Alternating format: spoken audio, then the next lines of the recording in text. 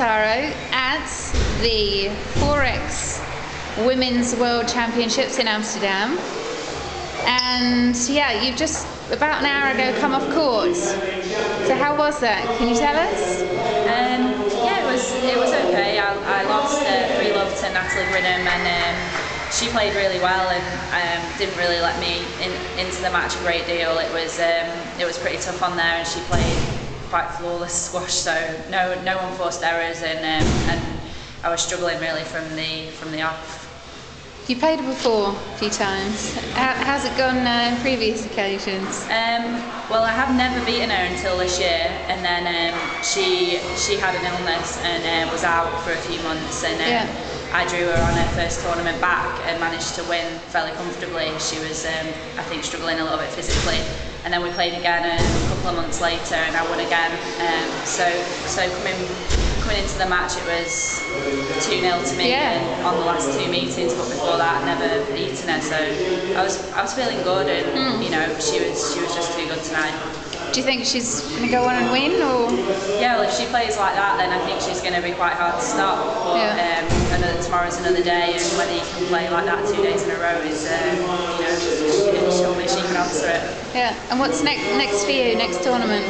Next tournament's going to be the Hong Kong Open for most of the girls. It's quite a big one, so that's in Hong Kong on middle of October time.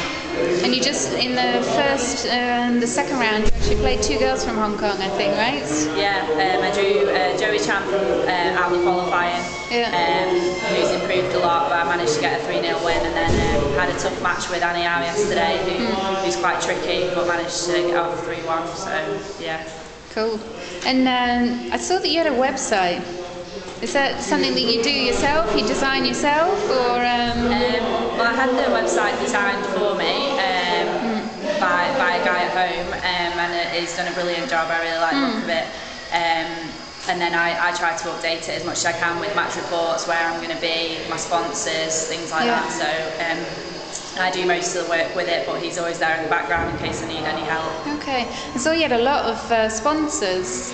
Did you get those in yourself, or did you have, you know, an agent work for you to get that in? Or? I mean, a lot of the sponsors on there are obviously squash-based sponsors, so the club that I train at, and grips and strings and rackets and everything like that, so they're all squash-based, and I was just trying to sort them out myself.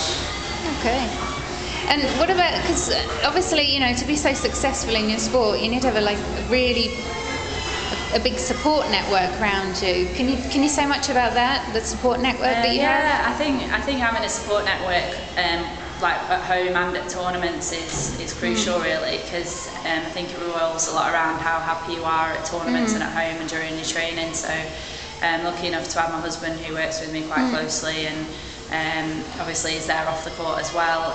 My coach Nick Taylor and all the England guys, David Pearson, that help me with the funding, and you know, I've always got different people who can dip into, like the physios, psychologists, so it's good. So squash is actually supported pretty well then in the UK, because there's a ton of really good players at the moment.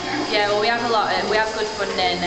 It's based on our results, and because we're quite strong at squash, then we do get quite well funded in England for it, so I mean, it's quite lucky like that. It's just a shame we missed out on the Olympics, because that would have helped the funding even more, but compared to some sports, because we're successful, we do quite well. So. Cool. Thanks very much, Laura.